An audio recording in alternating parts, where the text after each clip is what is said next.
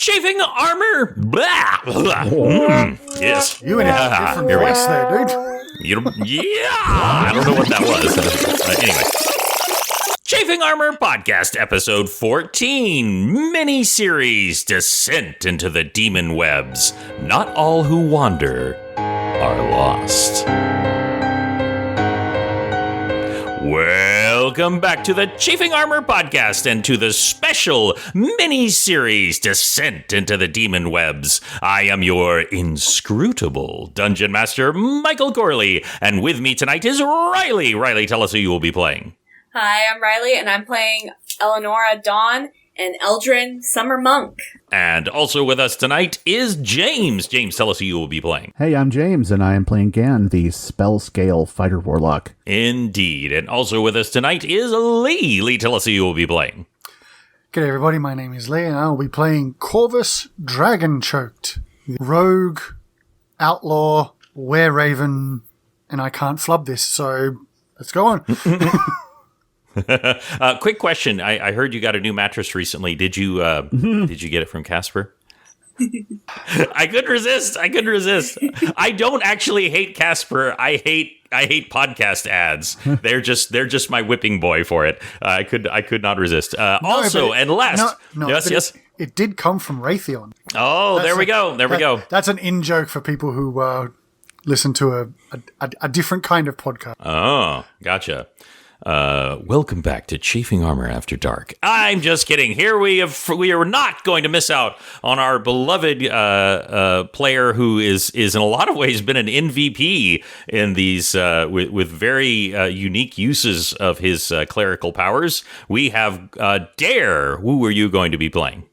Good evening, everyone. I am Dare, and I am playing Gronk of Grumsh, the tribeless cleric who is seeking vengeance. When we last left our players, they had come together with a common purpose, one single goal: to slay Loth the Spider Queen, even if it means their death, even though it certainly will. They had gathered together, made their way through the Underdark, journeyed to the Weaver's Loom, a secret portal to the Demon Webs. On their way there, they found a quick interlude with the god, the Traveler. They said goodbye to their kobold companions who would certainly have been slain otherwise, as well as a brief interlude with Zuana, who early listeners to Chafing Armor will recognize from the first campaign. But now they have made their way into the Demon Webs. They are now, quite literally, in hell. And Gronk, touching the ground and using a spell finding, has found a central line taking you down to what should be the location of Loth. At least you hope so. You have been traveling for hours and you have seen so many strange things. Yes, webs upon webs, but this is an entire realm. There are mountains, there are crystal pillars, and yes, there are creatures off in the distance. Fortunately, so far, you haven't seen too many. There are also very strange areas where it seems like parts of the material plane, maybe even other planes, are pulled in to the Demon Webs. You're not quite sure what to make of that. Right now, though, you have made your way onto a vast expanse of webbing. This is more what you imagined in your head, what the Demon Webs might look like. Just this huge, endless plane of webbing, thick and tight, some of them as thin as a human hair, some of them as big around as your chest. And everywhere that deep as the taut webs reverberate from unseen things stepping on them, unseen miles away. You have all made camp for the, well, we'll call it night. And I have a question. What are you eating? Gronk has a huge supply of dried jerky meats in his pack. Just a huge, no dried fruits, No dried breads, just a huge amount of dried meats of assorted creatures. Didn't Gronk also take massive amounts of the cooked cyclops thing they fought right at the beginning? Yeah, he probably ate that. Or he's eaten them already. He's probably gotten through that, yeah. It has been several days, and you honestly have no idea, except by your stomach, about the passage of time. There is light here in the demon webs, but it's strange. There seems to be. It's almost like the sun is always behind a red cloud here, and things are just hot and oppressive. And there's very little wind, and when there is a wind, it's always got the stench of something rotten or a foul stench on it. So that is what you are eating by. One more quick question: Do you have a fire lit? Would that be even necessary? I'm not saying you need one. I'm just asking. I mean, just is it does a temperature warrant it? I guess is my question. Oh, I see what you're saying. It does get cooler, but it is hot and oppressive in the demon webs, or at least the section that you are in right now. Again, the laws of physics do not entirely apply to these other planes, so you have no idea what might be before you. But here, it is just like Florida soup. So if right we don't need it for heat, the only other requirement would be light, and I'm sure at least one of us has the ability to just cast light. Or probably not. Who knows? Not me. That would be funny if not a single one of you did. I don't think anybody does, actually. Yep. Does anybody not see in the curious. dark? Corvus can't. What are you talking about? You have the eyes of a drow. Oh, right. No, yes, you're right. Your character's gotten used to it, but you don't think of it that way. But yes, you not only see in the dark, you see better than most creatures that see in the dark. Yeah. Right. Gronk has low light vision, but not dark vision. That is when you are nearly done with your rest. It's hard to get a complete rest. Obviously, I'm not stupid enough to think, as the dungeon master, that you would not keep a watch. So let me just roll a 1d6 here. That will put, based on my view here, Corvus, you are on watch. And I would like you to give me a spot check. I hate you. My spot's not bad, but it's not my best skills. It's all about choices. Dirty 20. Dirty 20? Okay. Very, very good. And just out of curiosity, while you are sitting and keeping watch, which I don't doubt for a second that you're doing a good job, is there anything else that you would be doing to occupy your time that would not distract you overly? That would not distract me overly? Because I wouldn't say that you were doing something that would distract you, because then you would be doing a bad job watching. Yeah. But I was just curious if your character would have anything else they would be doing. Probably just taking inventory more than anything else. Going through in his head the things he has and things he needs and what's about to happen and how to apply them. Well, when you're going through, you do find several minor items that you know belonged to the kobolds. They were clearly left in the pack when they leapt out to come to your aid, or wanted to, and then almost perished. And so you're thinking about them and the fact that they are utterly ridiculous and were utterly devoted to you as boss, is what they normally called you. And as you're thinking about that, you feel something, and I believe, with the possible exception of Riley, have all seen Jurassic Park and a certain scene of water.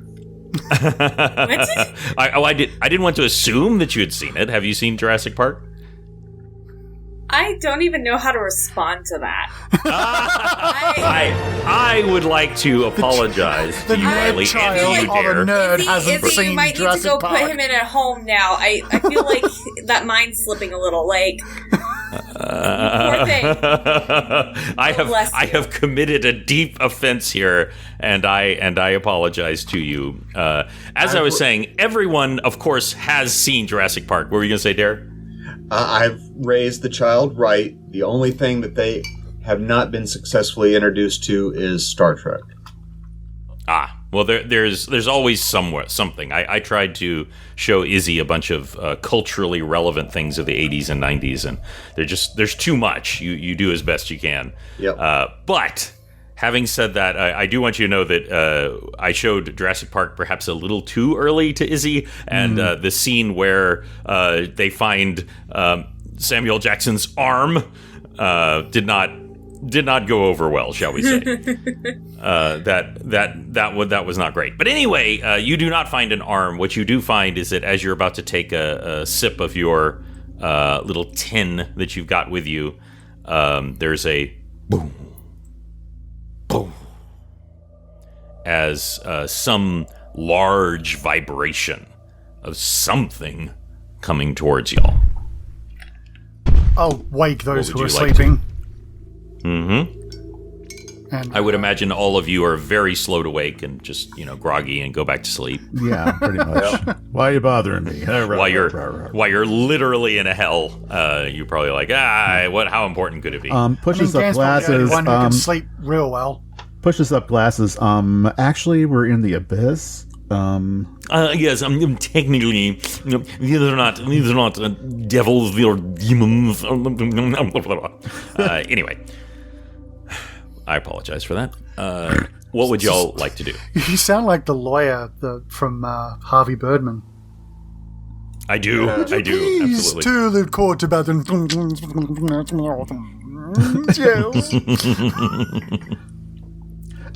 Can we tell where this is coming from? What direction? Or is it just pervasive?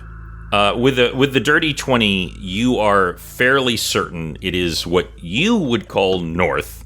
Y'all have kind of decided that's north for purposes of finding your bearing. It is relatively in the direction that you are heading. Something big is coming your way. Maybe not. I would just think someone with elvish blood would just have an immediate understanding of where north is, but maybe not. No, well, it's not when you're on a different ranger plane. maybe, or a druid or something. Not when you're on a different plane of existence, necessarily.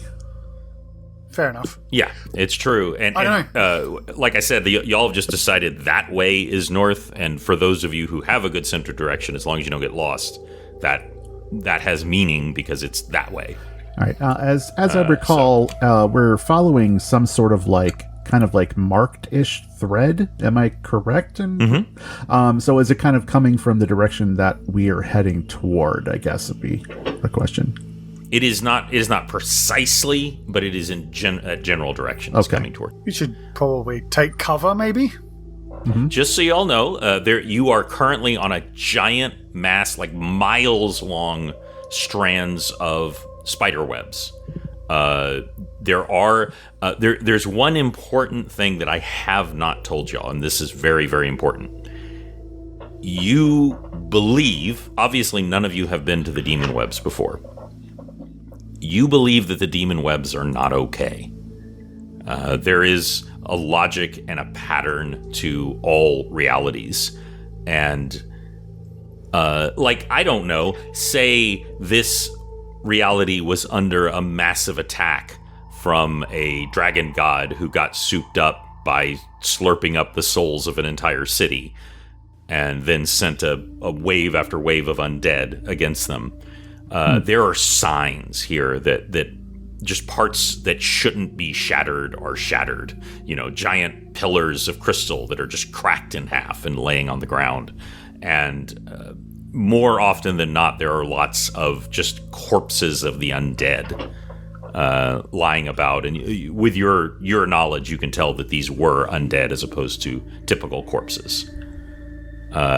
So that's where you are right now. The reason I say that is there are holes in the webbing, literal just breakages. So I just want y'all to know that while there isn't a lot for you to hide where you are right now, you can go underneath. You don't think you'd want to fall? Obviously, some of you can fly, but I just want to mention that as a possibility, that some of those holes are nearby. Okay. What would you like to do? Which direction is the path going from our spell? The path is going roughly north, and the thing is coming roughly from the north. Gronk turns around to the others. Looks like we're having company. Oh, very, very astute. I'm going to head up and upward and see if I can get a better view of what's coming. And he just flies up about 60 feet or so. Give me a spot check with... Yeah, go ahead. I was just... Because where we are in the plains, I would also, again, assume that there's also other strands above and below and around us of these webs. Yes.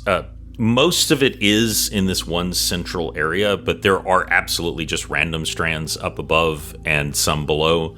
But this is like the highest concentration. You feel like centuries worth of web building has created this. Where we are massive... is basically like the canonical ground, shall we say? Yes. But in the sky and you have above been places and below, there are strands of web still all over the place because this is the demon webs.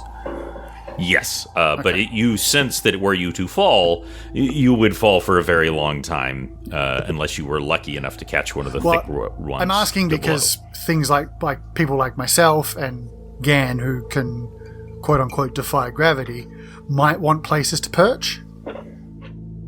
Yeah, there are up above and below. There are ones large enough that if you could fly, you could and grab folks hold like of Gronk who can become 600 times their normal size. But yeah, yep. You don't know what would happen to these webs you're standing on if you did that, but yeah, you could do that. I was just asking because, like, if we need to quote unquote take cover, then there's places for us to hide above and below. All right, Gan, I would like you to give me a spot check with advantage because you are flying up and have a good, clear view. That's an 18. All right. You see over there is curvature here of a kind. And so over the curve, off in the distance, you can see this very large spider. Now, the distance makes it a little hard to say how big it is, but you would say it's at least as tall as, say, Gronk when he turned super large. So it's definitely at least large, if not giant. It might actually be as big as a giant. But it's definitely as big as, like, a troll or, a very large creature. Okay. Somewhere between a troll and a giant. And it's a spider. And it has a weirdly misshapen back, so the abdomen is like coming up at almost like a camel hump, and it's very strange looking. And as with that 18, you think maybe there's an eye on that hump as it's trundling towards you, but it does appear to be a very large spider. I assumed it was a gunner seat, but it could be an eye. Pilot to co-pilot. Right. I'll come back down to about 20 feet up to the group and say, very large, misshapen spider, very large, like Gronk large. Oh, Corvus will shift and offer to take Elenora up to one of the overhead wires. I don't know if there's any way she could get up there by herself. I don't know. Maybe that's up to the DM. So if there isn't, then the offer is there. If there is, then she's a big girl. She can do it herself. There is definitely ones that are big enough that she could hang from or hold on to. Or I'm thinking of actually getting up there. Oh, like herself? Yeah, as a monk, like she'd need to make a roll, but yeah, as a monk, she totally could. All right, then I'll do it myself then. She's a big girl, she can do it herself. All right. To that end, Elenora, what would you like to do? Gonna monk my way up. We're gonna climb. Let's get a quick acrobatics check. All right. My brain is not working tonight. Sorry. That is a 19. That will definitely do it. And just to describe to everyone what it looks like when a monk climbs up a series of spider webs. Just light as a feather, climbing up. You can't even kind of tell where she's grasping, but somehow she is finding those holds and just gracefully throwing herself up there, barely tugging on the threads as she goes. It definitely looks like Hong Kong wire work as she's...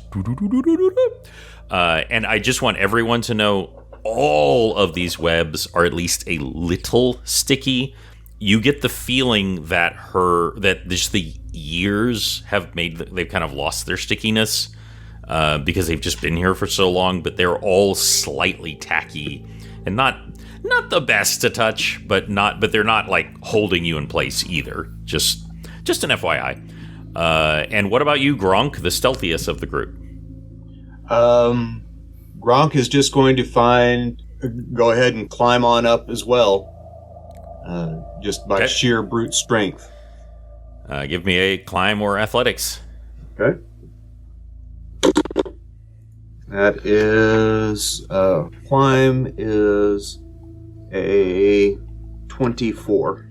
Oh, nice. So tell me, how does the incredibly strong, like heavily armored Gronk climb up these webbings? It's just kicking his feet in and punching his fingers into small crevices and just powering up. Okay. So you all make your way up. I would like each of you individually to tell me your hide roll. Okay. Do you really need me to? I want to hear yours as well. I know, but I want to hear them all. What's yours first, Corvus? I haven't rolled it yet. Get everybody else's. Okay, go right ahead. Gronk? Gronk has a straight 10. Nice. Athora has... James? Oh, sorry. Athora? No, Athora. I've been doing the same thing. Elenora. Oh, wow. I didn't even hear I said that. Okay, Elenora. Okay. All right. That is a 26. Nice. Unsurprising. With your little hidey hole. And for Gan? On 18. Nice. And Corvus? 40. And like we know that you're super quiet and stealthy, but why is it so hard to see you, Corvus, right now? Because I'm essentially a crow. Yeah. You're not very large. You can change shape not just into a bird form, but you're literally the size of a crow. You're just not very big. You weigh like a few pounds, and against this semi-cloudy night amongst these webs, you're just nothing but a shadow, really. And even in human form, my cloak is designed for blending into shadows. That's true. Like you said, even that's not even talking about the other cloak that you've got on underneath. The webs continue to as this thing comes closer. You now see it really is in between the size. It is taller than a troll, but it's smaller than a giant. So it's really big, but it's not colossal. As it makes its way forward, there is a huge eye that is roving left and right and left on the top, and there are small, almost spindly, pincer-like appendages in the front that are reaching down and kind of like plucking. Some of you who have been in the ocean and have seen a crab feed, they remind you of that action. This is like reaching down, and every once in a while, one of them plucks something off of the web and like brings it up to the mouth area. And I would like you, specifically Gronk, to give me a spot check. All right. 26. Ooh, nice. So this thing is coming near, and there's the detritus of your camp area. Obviously, it's not like y'all have, like I said again, you didn't have to kick out a fire or anything, but there are signs that you were there, and this thing slows down, and a few of the little spindly hands come down and sort of touch. One of them reaches up and puts towards the mouth, and the giant eye moves right at you, Corvus, and Gronk, and is looking right at you. And with that spot check, as it does, you remember the hellish week that you had to spend undercover to uncover a slave den. And the only way you could do that was working with a group of 3 gnome airship mechanics. And it was the worst week of your life because they never shut up. Their little voices just chattered on, and there was the non-stop sound of just metal clanging on metal as they worked on their little devices. And they always wanted to show them to you. Look at this other thing I worked on, and you're like, gnomes are so annoying. They are they not? I mean, can you even imagine playing They're one? the worst. And it's, as this eye swings for you, there's a moment where it clicks forward, and you realize this thing is mechanical. And that's when the eye levers up on its side and is now hanging off, sideways on a hinge. And out pops the head of a gnome. Well, pleased to meet ya. What are you doing here, stranger? We were avoiding contact with people. But now I see you, and what are you doing here? Well, name's Whirly Wanderglow, and I am a scientist and explorer and inventor. You can call me Whirly, everybody does. We should go now. We It would don't be have best time for this. if you left. Well, I'm heading on my way. I just the whole reason that I'm here is to study the demon webs, and I just was not expecting to see. I'm not quite sure what you are hanging out in the webs. It kind of took me by surprise. We don't You did come from the direction. and you do not see us. Is the He did best. come from the direction we're headed. He might know know something. We can extract information from just him. gives Gan a flat look, and Gronk drops back down to the ground level. Gronk, I want you to make a divinity check, please.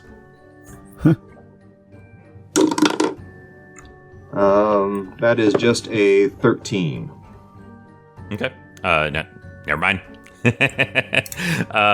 As you drop down to the ground, you now can see that this is a construct. It feels, Corvus, very different than Audrey. Audrey was very... there was a very organic feel to Audrey. Even the wood of Audrey just had this very living way about her. And this feels basically mechanical. Even the eye, now that you see it, you can see that it's gears within gears.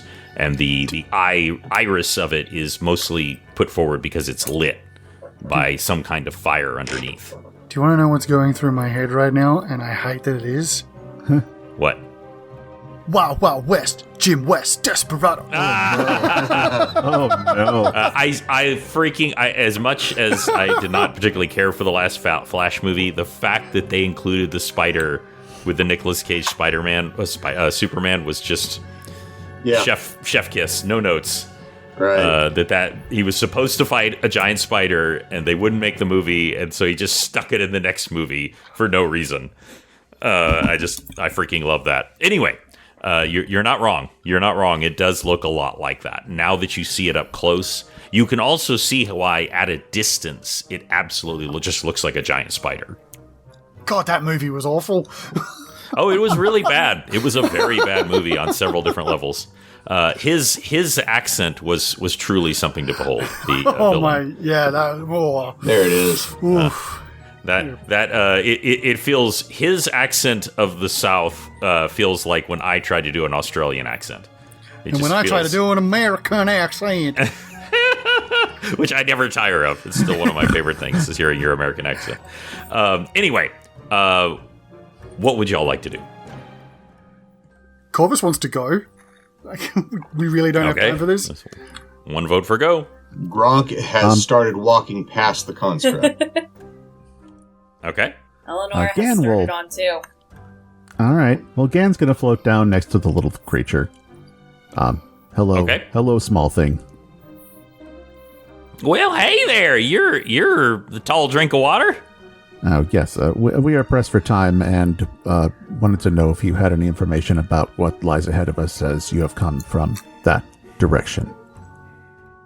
Well, hell yeah, I know all kinds of stuff. I spent, I guess about a year. I don't know. Time's pretty funny here. Studying this place, so I know all kinds of things. But if you're specifically looking for that way, I can tell you what to look out for. That's for sure. That would be appreciated. Yeah, well, you ever heard, he kind of leans in like conspiratorially. You ever heard of the handmaidens of Loth? Would I have heard of that? There is a very high probability. Give me a straight knowledge check with advantage because you're from the Underdark.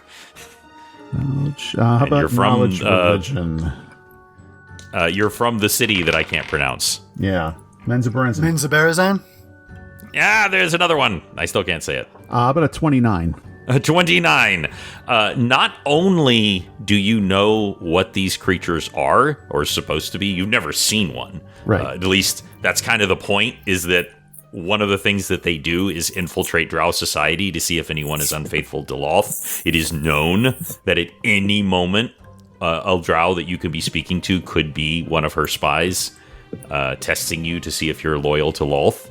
And it's known that the Yakal or Yaklal is just there sometimes. Very powerful priestesses may summon them for sacrifices or to bear witness to something that's very important. Like a ceremony very similar to what y'all saw might have involved that. Gotcha. But these are shape-shifting, very dangerous creatures that are known to serve Loth with unwavering tenacity. In fact, it is said, you know this with a 29, that one of the Yaklal actually told the Drow to found the city that you were from. So that is, you are aware, and people, even the Drow, who aren't scared of a lot, are scared of these creatures. Gotcha. So they're basically assassin spy scions to Loth. Yes. Okay. Who also tend to her every need is the way that you heard it put to you. But if you drink from them, they're good for your gut bacteria. Yep. Get you some yak lol today at your grocer's freezer. He simply says yes. Yes. Well, I know that they are involved in a great deal of the reconstruction of this area. It is as bad as it looks here. It was worse about 6 months ago, and that's why I got. He kind of slaps it. That's why I got old Bessie here.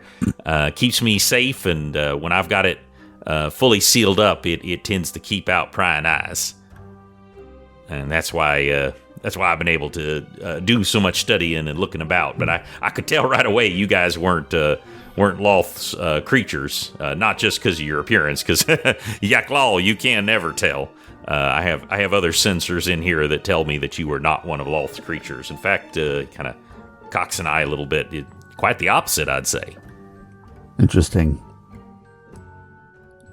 You best be on our way. You're on your way. There's going to be some havoc. Well, and then in that case, I definitely want to. Might want to leave, actually. Like, this entire realm would be a good idea. I love Dungeons and Dragons. I love role-playing games. And I love how things are decided by the roll of the dice. Because on this surprise attack, he rolled an 8. So let me ask all of you, does an 18 hit? No. No. No. No. Elenora? No. Okay. I love it. I love it. Surprise attack. You are all totally taken by surprise.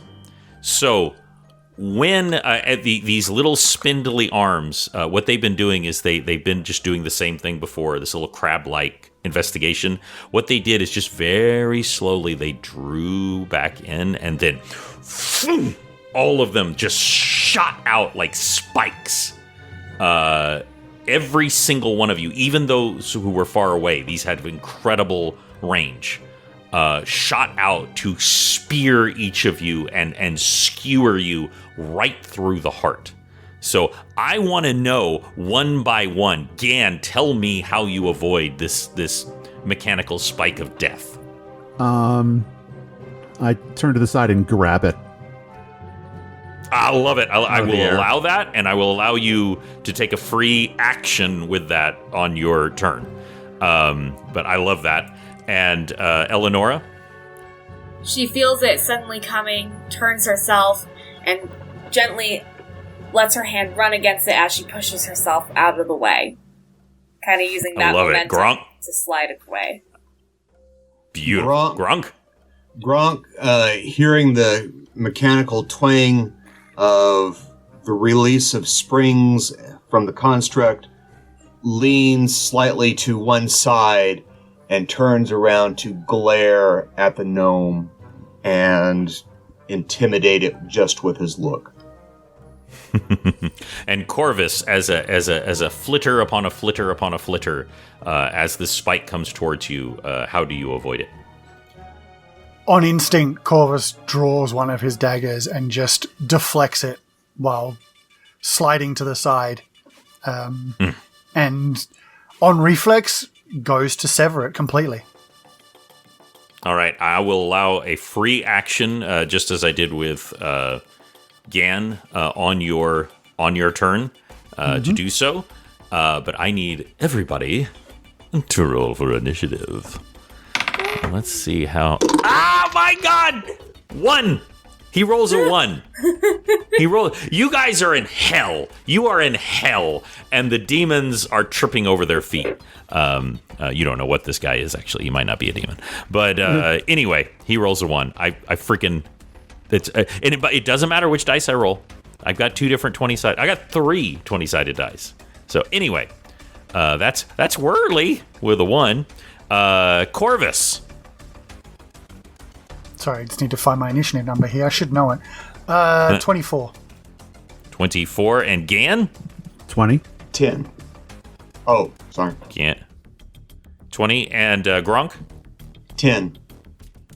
Gronk with 10. And Elenora? 20, not natural. 20, not natural. And I think that you have a higher dexterity I'm than sure. Gan, being a monk. So we'll put you up in there. As the thing comes forward, you might think, like, coming from a combat experience, you might think that he would, like, shut the thing to protect his head kind of thing, but he doesn't. He crawls out of the mechanical spider, and he begins to skitter across the spike towards you, Gan, the one you are holding. However, it is not his turn. It is your turn, Corvus. There is Whirly, who is a gnome-sized gnome. By the way, he is an adorable-looking gnome. Shock of white hair sticking straight up. Huge, thick Coke bottle spectacles. A white beard that curls perfectly at the end. No mustache. Very nicely tailored clothes that seem in pretty good order, despite the fact that he claims to have been exploring here for a year. And 4 spider legs. Yeah, and he appears to be a normal gnome, except that his expression has completely changed as he is skittering towards you, Gan. But Corvus, I just want you to know, there is, of course, the mechanical thing itself, and there is Whirly. So whichever you would like to pay attention to, or whatever you would like to do, it is your turn. Well, since I have a free action, I'll use it to attempt to remove this arm. Okay. That would be a strength check if you're trying to remove it. Oh, I'm cutting it. Oh, okay. Then that's an attack, yes. I will allow a free attack to do so. Ooh. That's a 19 with my expanded critical range. That's a critical. Okay. Of course, it is a dagger, so it doesn't matter. Triangles, man. Mm-hmm. Why they made daggers so pitiful, I don't understand. Probably because of rogues.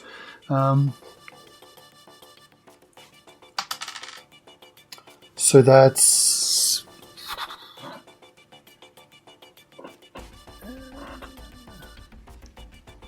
$18 damage. Okay. 18 damage. So this thing is very dangerous, but this thing itself does not actually have that many hit points, and so you strike down and you go for the joints. There are multiple joints on this thing, and it cracks the joint, and you actually feel, because you're holding onto it, the spider actually shudder as if like it hurt. Which is a little surprising. You are not terribly versed in the laws of mechanical creatures, but you weren't expecting it to feel pain. Let me put it that way. And it's responding in that way. And with but my that is actual attack, yes, which I have 3 of them. My first one will be to throw the leg at the gnome. I love it. I don't expect it to do any damage, but it might surprise him to be hit by a part of his own construct. That's a nat 20. I love it. I love it. Where are you aiming for with the natural 20? His head is turned to you, so he's not. You can't hit the front of him. But what are you aiming for on him? I mean, I'll bonk him in between the eyes if I can. Again, I don't expect it to do damage, but he's literally turned away from you because he's skittering towards Gan. The back of his head then. On his... Okay, yeah, absolutely. And what is your roll? Well, it's an improvised attack, so it's a D6, I think. Yes, D6 weapon. So that's 16 damage. 16. Okay. So Gan, this Whirly is coming towards you very, very quickly on the spike that you're holding onto. As you do, and the spike comes out of his mouth. Oh. And it comes straight through, and he like that. And he starts making a choking noise, and no blood comes out, but there is a fullness to his throat as he keeps coming towards you. That is your first full attack, Corvus. Yeah. Since my first attack was an improvised weapon, I don't think I can use my second and third. Oh, okay. Oh, yeah, do you want to move? Right. Yeah, my improvised attack would have to have been my last one to get away with that, so that's the end of my turn. Okay. Is there any movement that you want to do? Yes, actually, out of range of these Oh, can't really, can I? I'd have to take a 5-foot step back to disengage, and that's all I could do. Well, you are not. You are not in. Oh wait, can I get underneath this The spider? construct? Yeah, absolutely. It's Then that's where I'll go.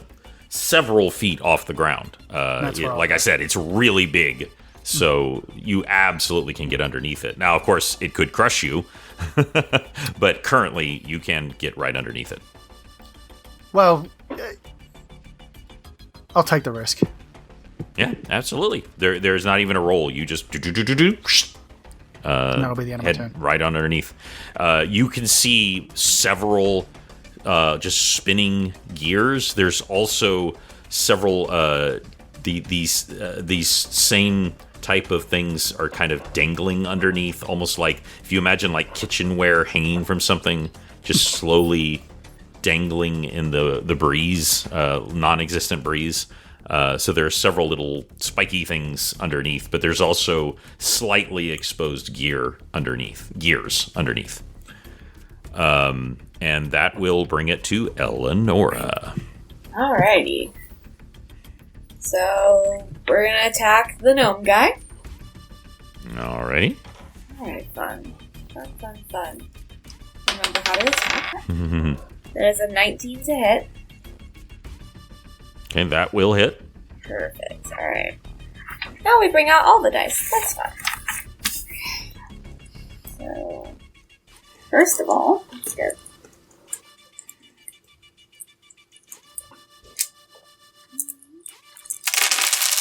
Destroy. Alright, so 29 points of damage for first, and then the spell from the Cat o' Nine Tails, which is going to be Petrification. Ooh. Alright. So he can roll to save or be turned to stone. Okay, and what is the save on that? Let me see what I have written. So I have DC 10. Fortitude, that's what I was thinking. So Fortitude, saving throw, or be turned to stone. Okay, so he gets a 24, so he does save. Damn it! We almost had a cute little garden gnome. You do see these small things kind of drop off of him, and as they do, they hit the ground as stone. You can't quite make out what they are, but something was affected by it, and as it falls off, but he was not. Alright, another attack. That is a Alright. natural 20. Nice. That is a Nice, natural 20. very That's nice. Alright, so that'll be...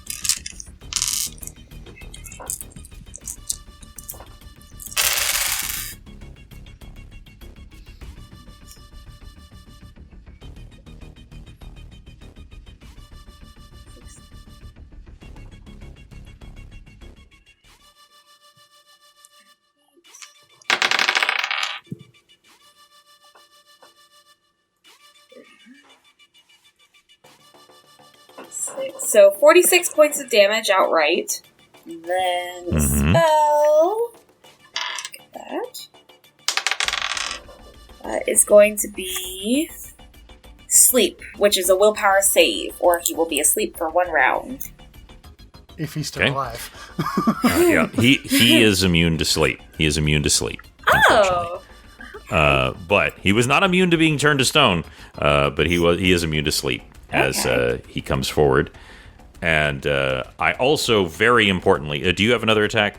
yes, I do. Then go ahead and attack. Perfect. All right, that is going to be a 21. That will hit. Good. That's 31 points of damage outright, and then I cast Dispel Magic. Okay, Does that do anything? I like that. Let's see.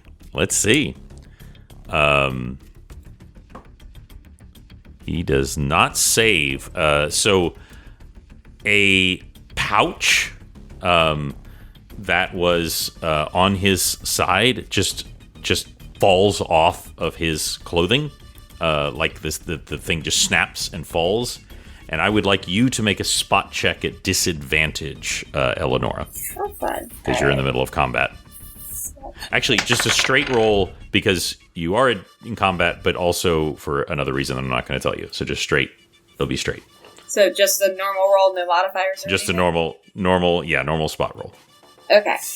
So just a normal spot. That'll be a 21. 21.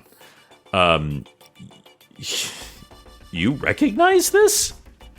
This pouch was known to you, shall we say, because it was on the belt of your queen the night that she was taken by evil spiders of Loth, as it falls to the ground and hits against the things and is precariously perched near one of the holes.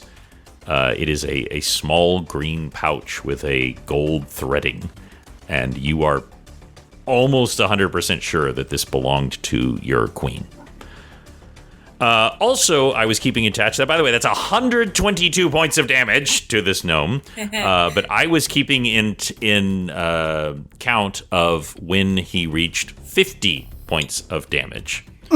Because that's when something happens, is as he's coming towards you, just skittering towards you, Gan, she comes with the cat o' nine tails with the last one, hits, it flames up with this dispel magic, and he explodes into spiders.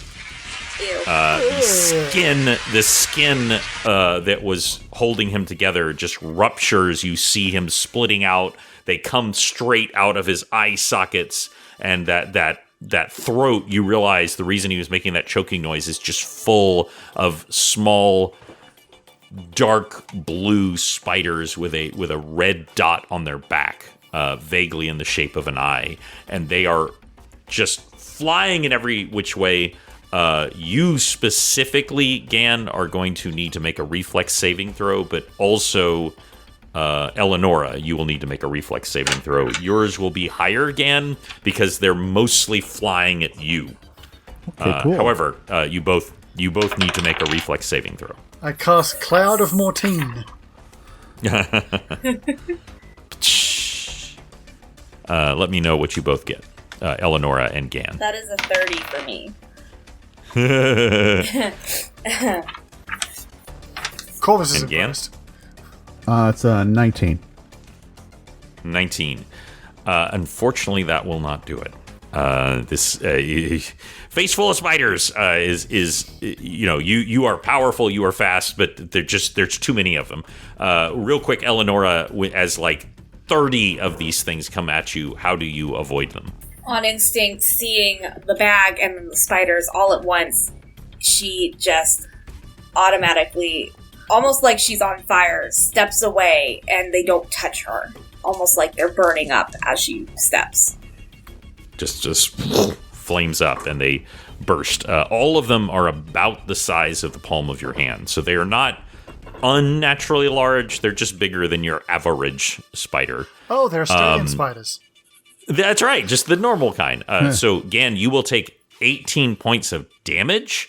That is literally just the multitude of fangs piercing your flesh as they come at you, mostly hitting you in the upper hand area and parts of your face as they come in. I would also like you to make a fortitude saving throw, please. Would this be poison related? It would definitely be poison related. Okay, what's our bonus on that? From You have a Safe for serpent half. ring, so you have resistance. okay. Serpent ring says on my notes, save for half. Okay. Damage from poison. Right. 11, so 18. Oh, so you rolled a 2, so 20. 20 is enough to save for half, so you will only take half damage. So it'll be half of half then. half of with half. resistance. There, yes, that is true. Okay, So that's that was pretty good because What was the original total? On if that? if someone could please do that math for me, half of 38 would be great. Thank you. My brain will not do that. It'd be so 9. 9, yeah. Yeah, 9. Yeah. So Yeah. you actually feel the ring that Gronk gave you. It actually like heats up, and you feel it in your, like, it's very painful, but you feel it heat up your blood and like burn off the poison. You actually see like a wisp of smoke come out of your mouth as the poison is like burned out of your body. Very, very. But the reason it's so dramatic is because this is awful poison. You grew up in the Underdark. Like, every single drow who has a crossbow has a poisoned arrow, bolt. Right. Poison is not unfamiliar. Poison is how they would help keep the slaves under control.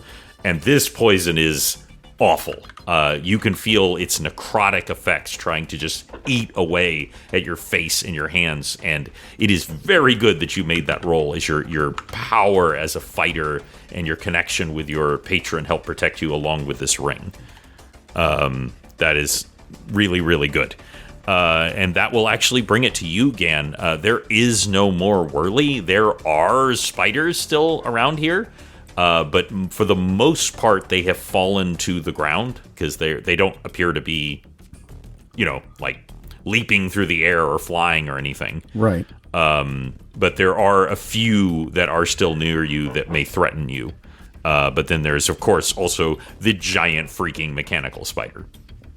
Right. So And uses essence of stomp. the spiders. So the spiders are actively like still attacking, or are they just kind of skittering around like what the hell? They are actively being aggressive towards y'all, but they are on the ground right now, and as you are flying. But there are a few, because like it was just hundreds of spiders inside this thing, and so some of them are still kind of positioned on the mechanical spider itself and could theoretically like come towards you, but the ones on the ground, as far as you know, can't threaten you unless they have like a magical leap ability, which you never presume anything when you're in the demon webs. Right. But as far as you know, they cannot reach you right now. Okay. Well, I'll float up 5 feet off the air so to make sure that they don't get anywhere near me. Okay. And then I will produce my glaive and see if I can't shut this machine down. All right.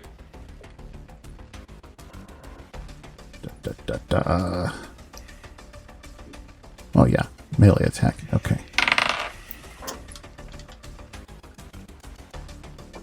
Will a 35 hit?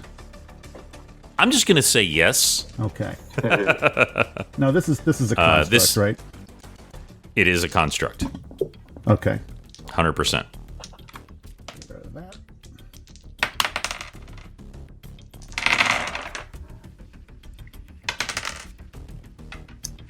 Okay.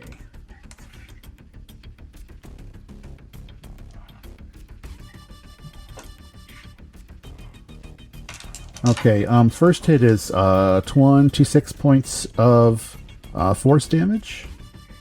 All right. And what general area are you attacking on the spider?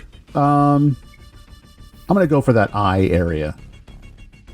Hey, Right, no. I love a good eye attack on a video game. Yeah. Yeah. And what is your next attack? Second attack is 30. 30. That will hit. Okay. Fighters, man. Better. That's 30 points of damage. Wow. Nice grouping.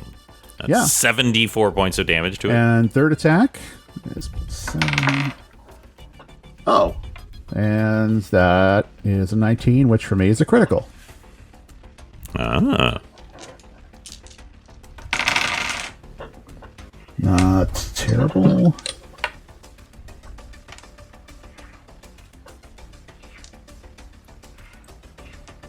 That is an extra 60 points of damage.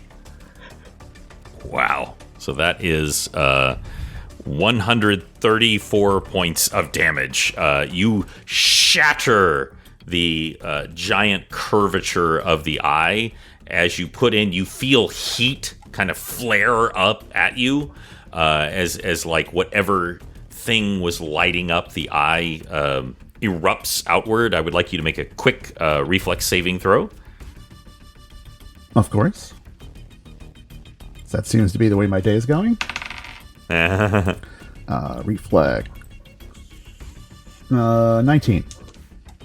Yeah, that's you dodge literally like a burst of flame comes out, which is quickly extinguished by whatever fuel is quickly vented out.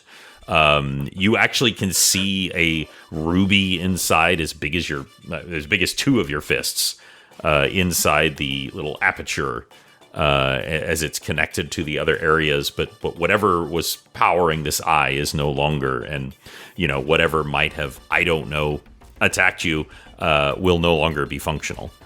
And you can tell again with each attack this thing like shutters as you attack it. It doesn't care for it, shall we say?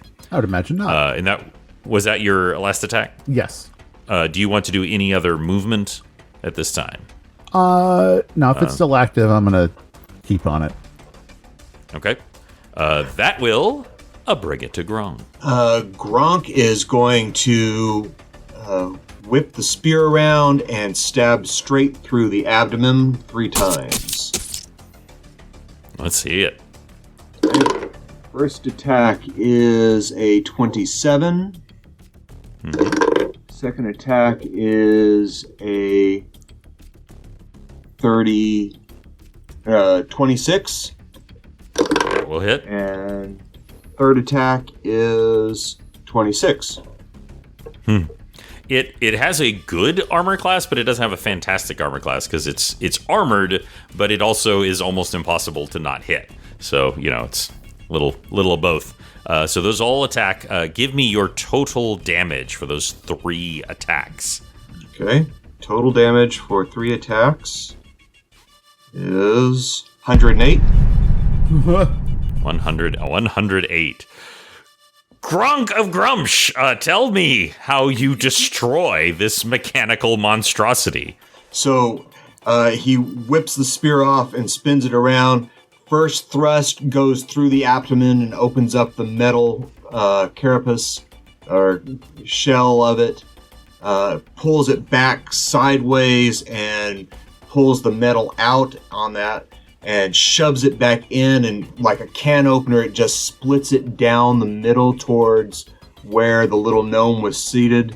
And the third attack is he pulls back and shoves it straight through, and the spear goes all the way through the cockpit, through the stem of the eye, and the eye collapses down to the ground, and the construct just shudders and almost splits in half.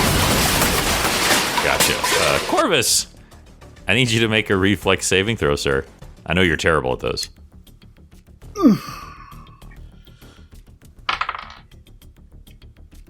That's a 1. You know what? It happens. What's your total after the 1? I know it's still good, but After the 1, 17 total. 17 total? Yeah. Let's see. You take not that bad, as bad as it could have been. 9, 10, 11, 12, 13. You take 14 points of damage, that is you getting out of the way. That's like you're catching your arm as you roll. Like this thing nearly crushed you as you were coming up to do something cool. As Gronk just wrecks it with his spear. You manage to get out of the way as it crashes on. The entire webbing shudders slightly. You notice, Elenora, by the way, that at that moment the little pouch is starting to slide into the hole as this final thing goes. Would you like to do anything, Elenora? I'm going to lunge for it. Okay. Give me that is not a reflex saving throw. That is a attack. That is a dexterity based attack. So make an attack and add your dexterity bonus, which I know is terrible. That is a natural 1. Oh my gosh. Oh. Gotcha.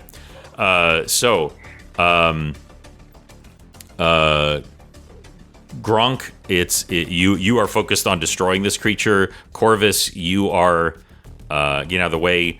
There is a slight chance, Gan, if you want to try, you could try to grab this thing because you obviously see as you float up. You said you had floated up. Mm-hmm. You see Elenora snatching for this thing.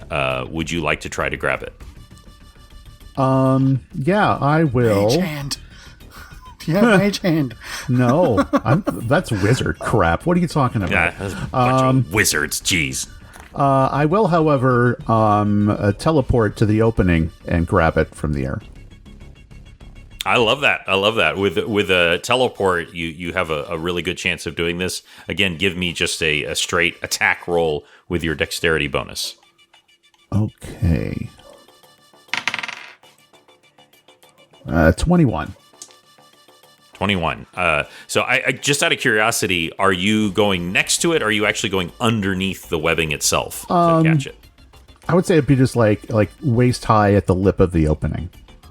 Just like Gotcha. So it's like at like arm's range.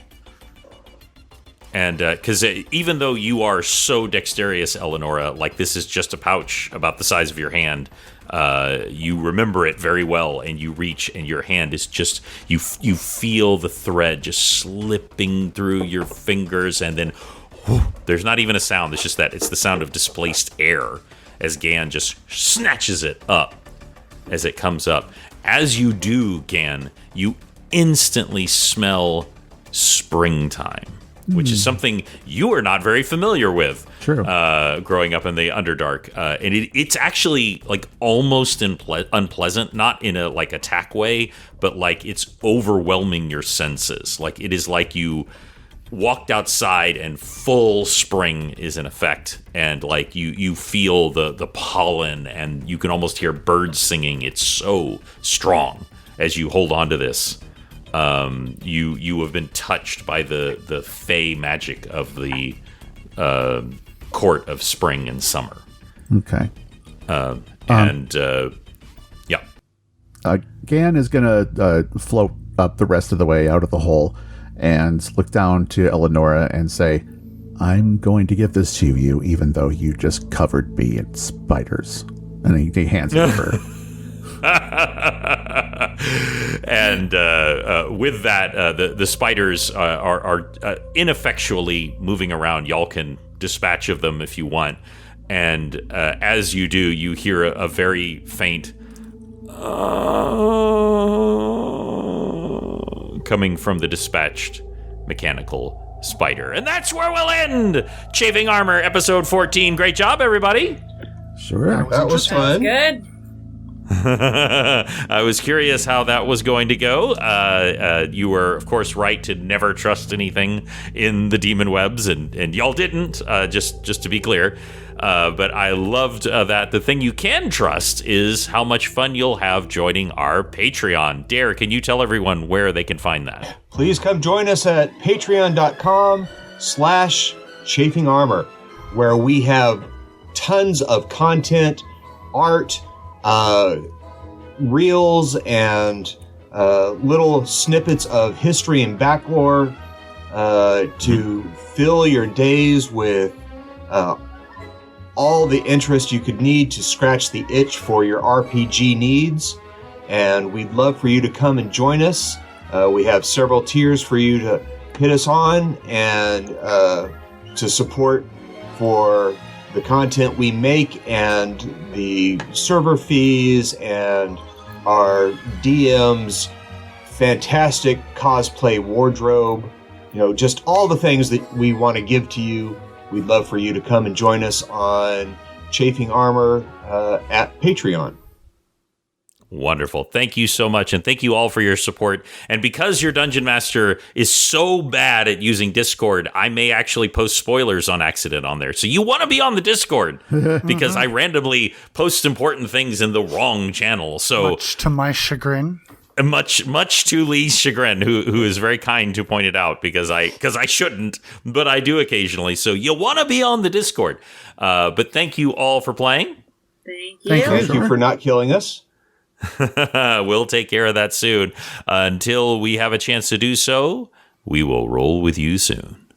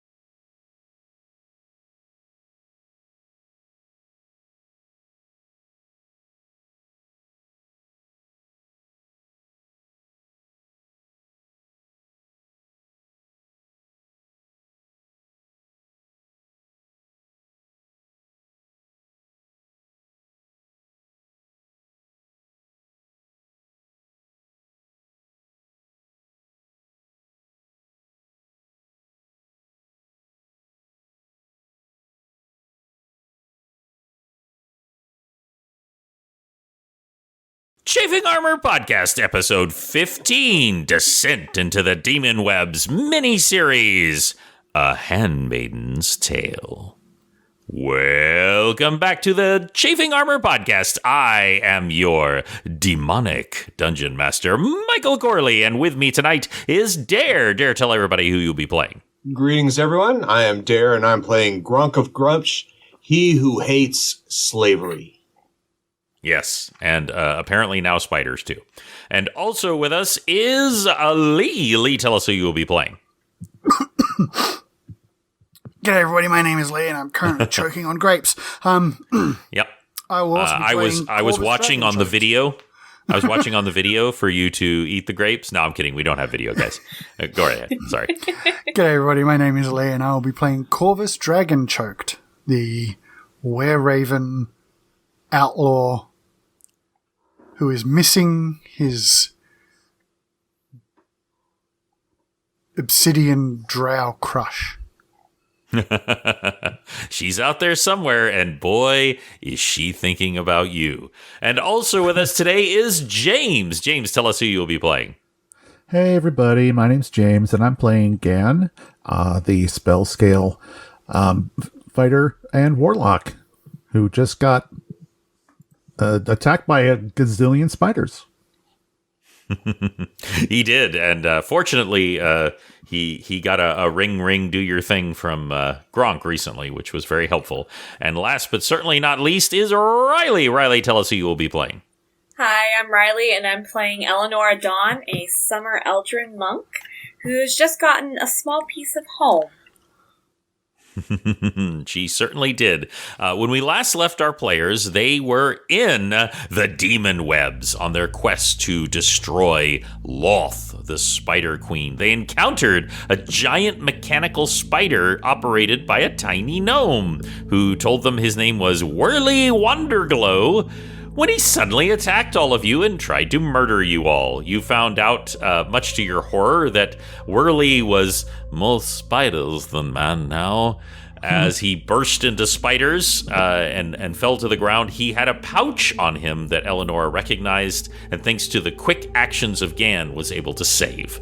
And just as you all are recovering from this combat, the destroyed machine of the spider makes a moaning noise. Well, since Gronk is already halfway under the spider and has nearly split it in half, he'll pull the body down to the ground and force it apart to see what is inside. The metal bending like paper under his giant monstrous hands, and his deep strength just bending the metal like it's paper. Give me a strength check, please. Just a straight strength roll. You big old beefy half-orc. Okay. That is a 31. We find out it's the opposite of the Tauntaun in Star Wars, because it's so hot out here. He crawls inside where it's nice and cool.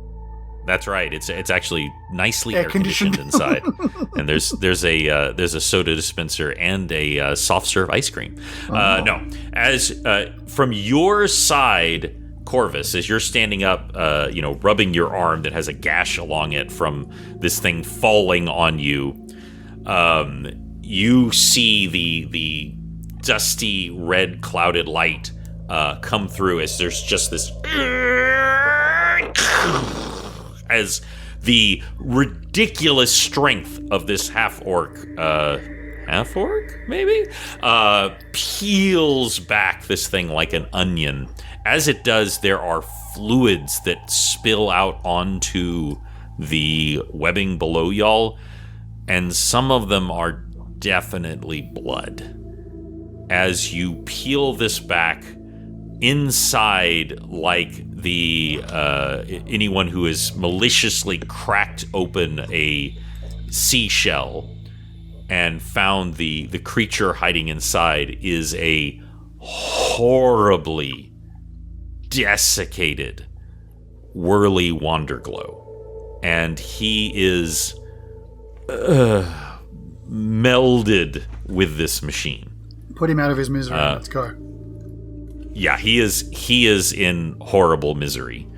There is one thing of note that you cannot miss. You missed because it was combat. The not Whirly had one on him that was fake, but this you cannot miss.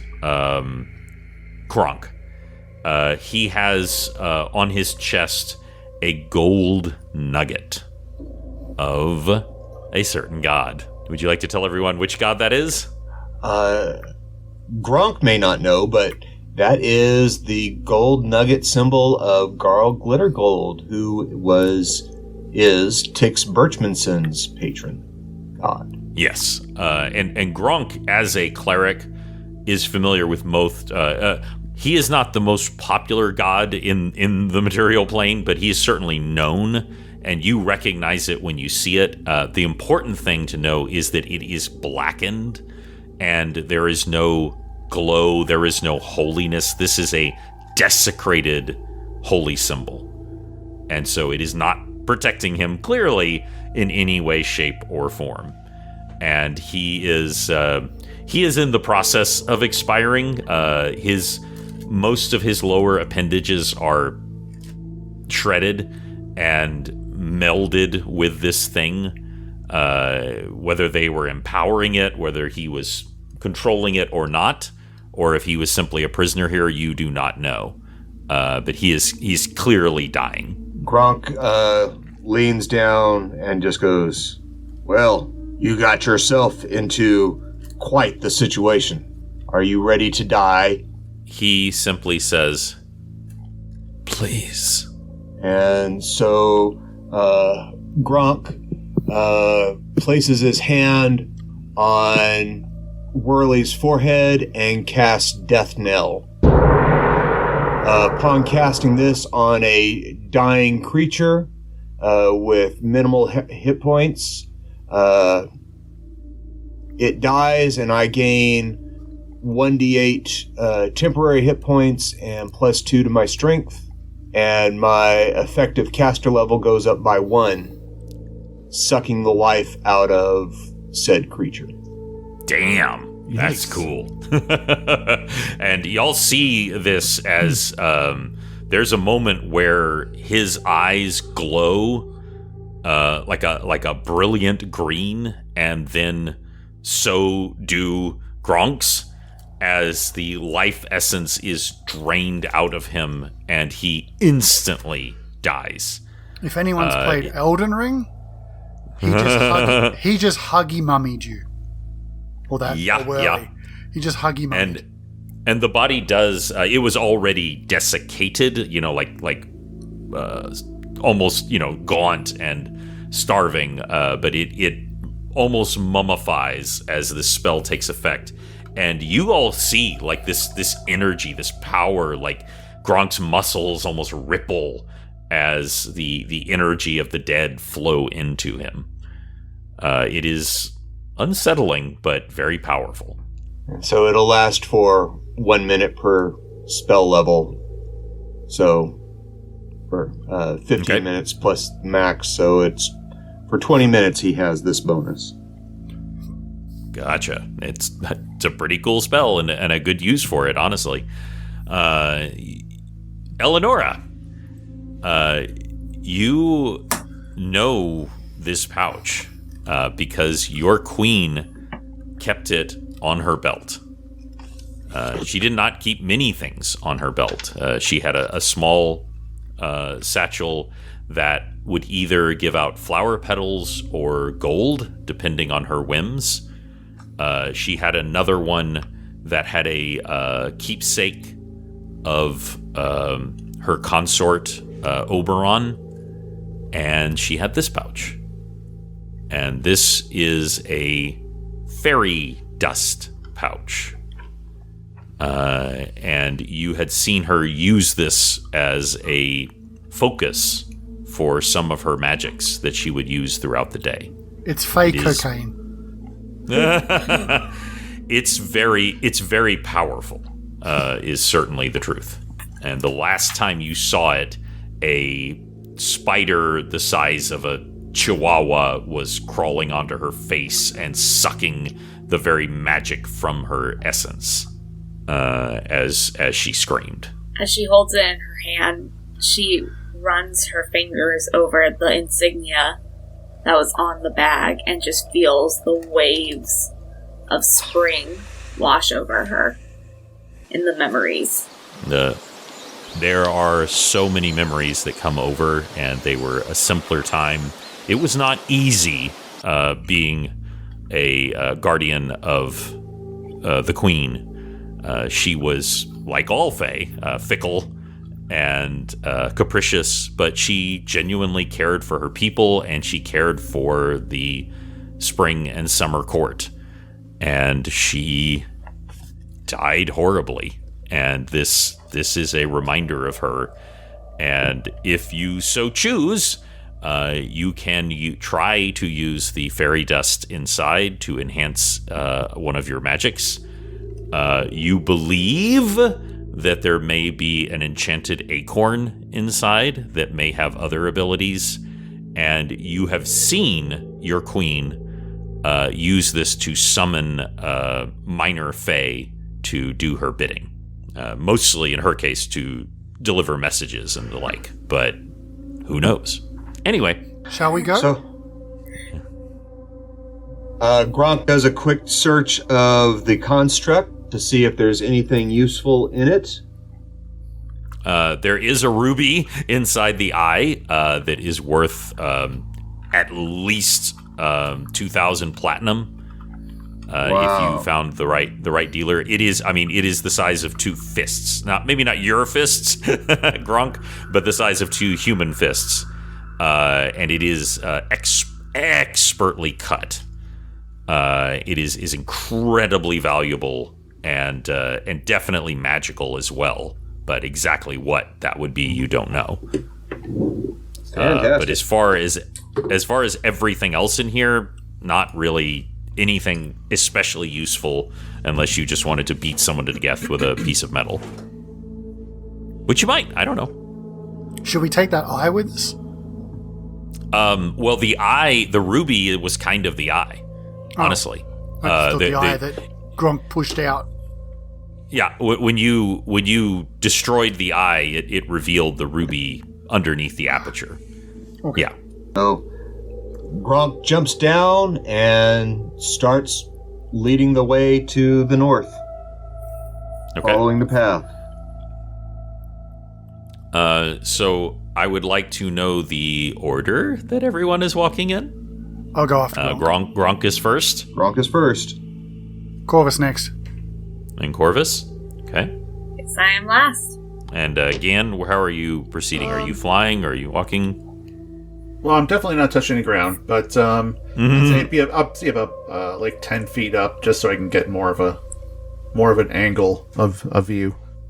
So I would like, first of all, I would just like to know, are y'all just like in general trying to walk somewhat quietly, or are you just walking? Like, what's the feel of this? Gronk is not, he is stalking forward, but he is not pounding his feet into the ground. He is doing his best to just move forward without attracting attention, without causing vibrations in the large strands of spiderweb. Let's date the episode and say we're walking without rhythm. We're walking without rhythm. There you go. There you go. Can everyone give me a move silently check? And since you are technically floating above the ground, Gan, you can do it with advantage. Okay. 25 for me. Okay. 16 for Gronk. Hey, that's pretty good. Yeah, for Gronk, that's for really Gronk, good. Especially. 15 plus 1. That is a 31 for Elenora. Okay. It's a 31 for Corvus too. So y'all are pretty. Part of it is that you're kind of getting the feel of these strands. that they have a certain rhythm to them, and you're learning. It's almost like in Dune, where they learn to walk so that they don't summon sandworms. Like you're learning to walk, so it's kind of like when you first get on like a trampoline, you're like, ugh, as everyone else is moving on it, and you're just getting into that rhythm, and you feel like you're not making that much noise. And that is when you start to see a change, and the endless spider web starts to be replaced with occasional tufts of grass. Now, they're not especially healthy grass. They're mostly brown, but there are some, small areas of green in them. And that's when you just see an honest-to-God tree. And again, the tree is not doing great, but it's tree. And as you keep moving forward, it slowly replaces more and more, and there's just this melding of the two until finally you're just in a forest. And again, it's not a very healthy forest. It's sickly. It's browning. It's got a lot of dried leaves, but there is still some life in it. And there's even like some bird calls, but they're like very hesitant and distant. And they seem almost haunting in this forest. And Elenora, I would like you to make a spot check with advantage, please. Ooh, fun. Alright, so first roll was a 10. Let's see if I can do better than that. Oh, nope, that is a 11. Okay, I did better. Gotcha. 11. For a spot check. This all seems very familiar to you, but nothing particular jumps out at you. It shouldn't be. Let's keep moving. Yeah. And by the way, you're still heading on that course. That's why you haven't deviated through, around or anything like that, because y'all are on a mission, and you were told by the traveler himself, a god, that if you can follow this center thread, which seems to be underneath this area, is still taking you through this forest. He also said don't trust anything, so this shouldn't be here. We should keep moving. It absolutely should not. And you saw on your journey here some evidence of things that just don't quite seem to fit in here. But there they are. And did anybody else see that New York City taxi cab back there? I mean, that is kind of the feel. Is there are things here that appear to be drawn in from other places, either the material plane or possibly even other planes, that are just brought in and fused into the demon webs. And that is when you hear the sound of laughter. And everyone knows this sound. We were actually chatting about this earlier. Everyone knows the sound of someone mocking your accent. So I know if I hear someone go, "Well, hi there, I'm from Texas. I like to ride cows and shoot guns." You like to ride cowboys, do you? Yeah. All right. I like to ride cowboys. I saw Brokeback Mountain. I know how that works. Hey, now, are y'all making fun of me? Hey, I'm born and raised in Austin. Graduated from UT. I know that Dare and Riley have some Texas in them as well. But there is a very specific sound when someone is mocking you. And of all people, Elenora, you recognize this because these people are speaking your native tongue. They are speaking the tongue that was spoken at the High Court of the Feywild. But it is in the most broad caricature, mocking way that you can possibly imagine. If you can imagine a bunch of people, and it's all women's voices, and they're basically doing the equivalent of, "Oh, look at me, I'm a high fae. Oh, and I've got long, beautiful hair, and I never work, and I crap gold, and I breathe sunshine," and then just tittering laughter. And there is the sound of food being consumed. There's the tink and clink of, if you imagine the sound of like a tea party, you can hear that as well. What would y'all like to do? We keep Turn our noses up and keep going.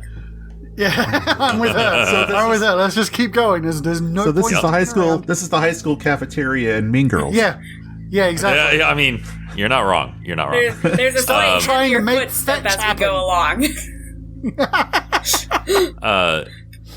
So as you go, and you Nobody all point out the toilet paper stuck to Eleonora's shoe. Don't do it. You all make your way through, and that is when it is no longer questionable.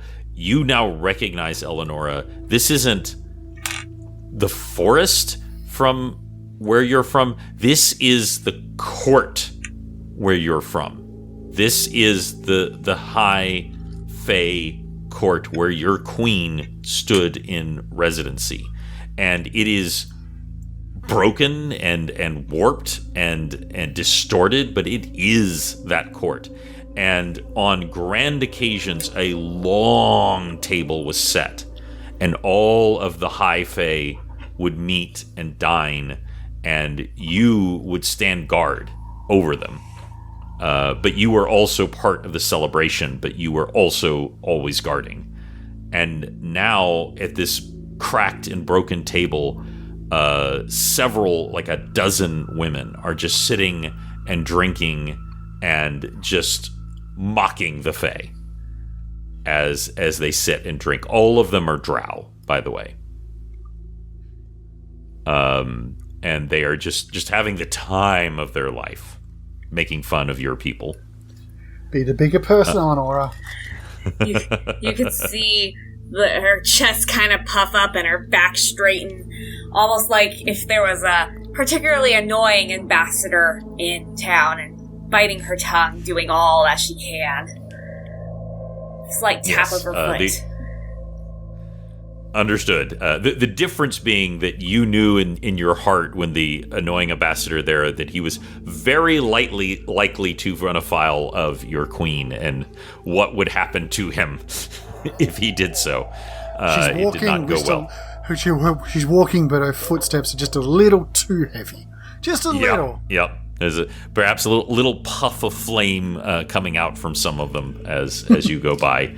And y'all can see, though, you're not, y'all aren't stupid. You're far enough away so you're not like immediately visible. But you can see all of them, and they're holding up the cups, and you recognize these cups. These are the cups of the royal fae. You do not see any bodies or anything, but you do see blood stains on several of the chairs as you make your way by. So what you're saying essentially is that they looted the summer court and brought it all the way down here to mock. That's some pettiness. That's some real pettiness. There is perhaps no greater god who is pettier than Loth.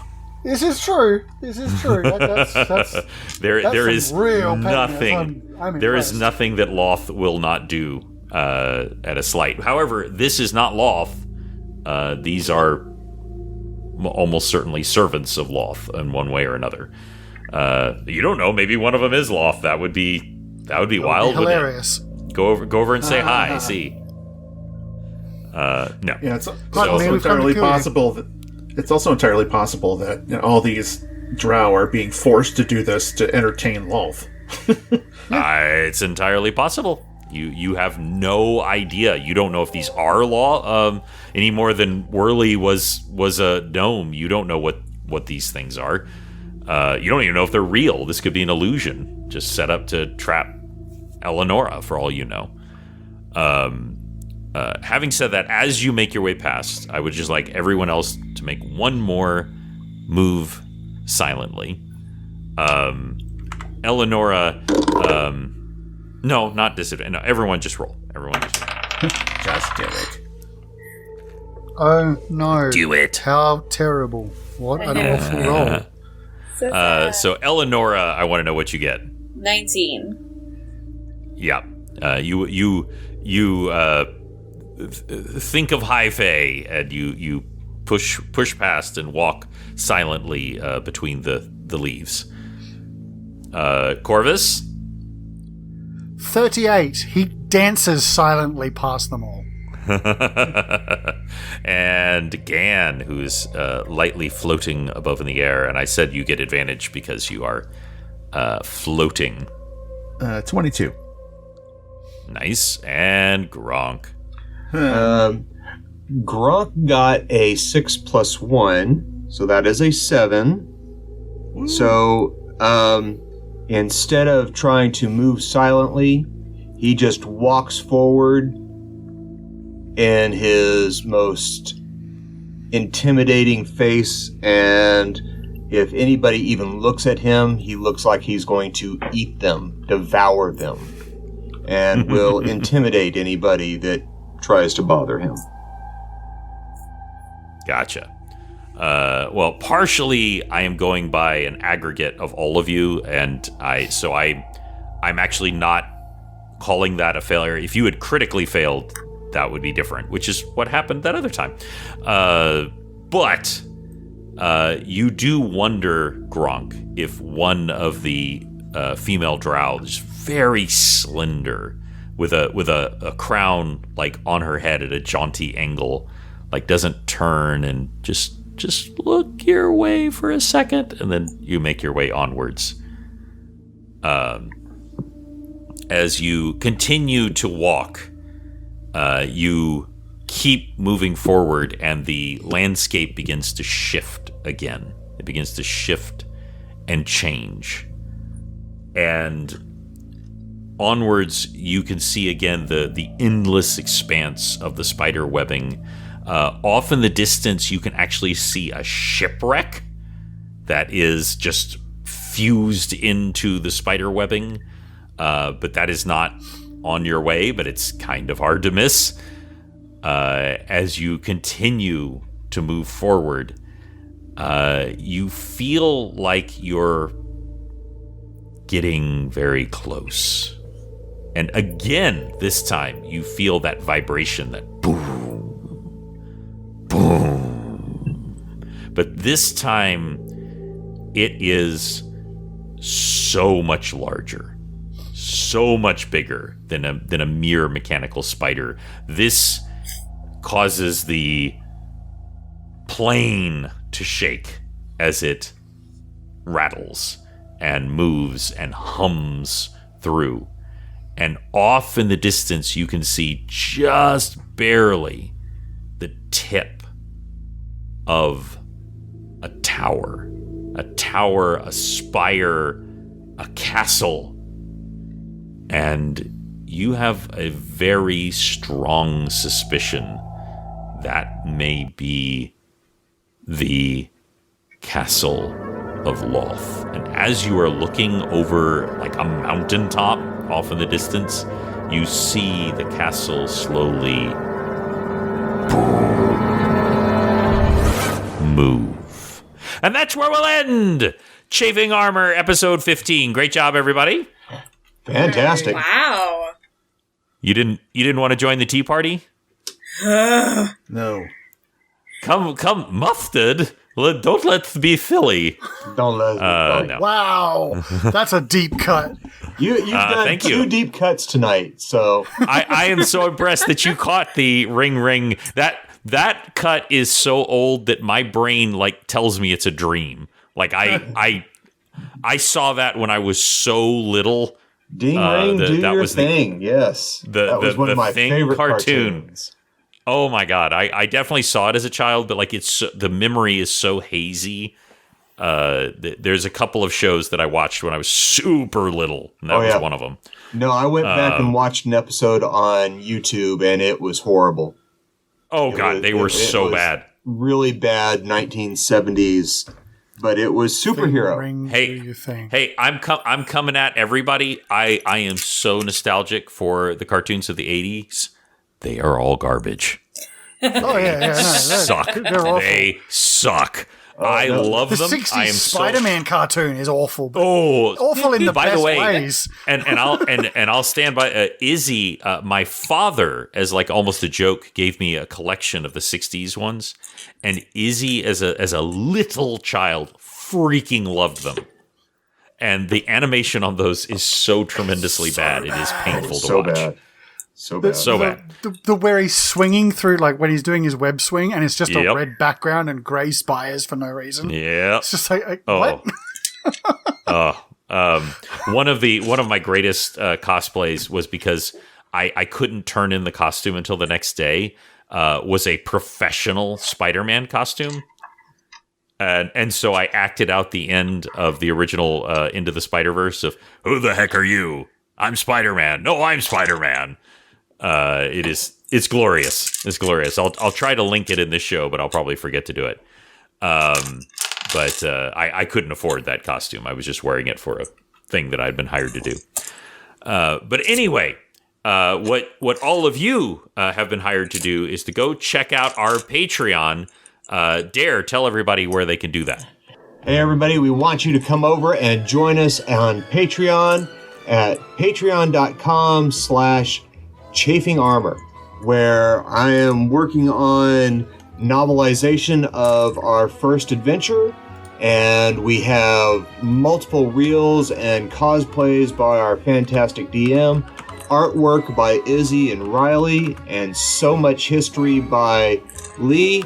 We'd love to have you all come and help out with that and join in with all of our community. We'd love to have you be part of our community. Thank you. And it's a lot of fun there. We are just a bunch of goofballs, and we want to be goofballs with you. So come check us out. There are several ways to support us on there, and we'd love to have you. Chafing Armor on Patreon. Thank you so much. And thank you all for playing. Thank you. Thank you for not killing us yet. Oh, it's getting close, you guys. I said this was a mini-series. Oh boy. So until next time, as the castle moves ever closer, we will roll with you soon.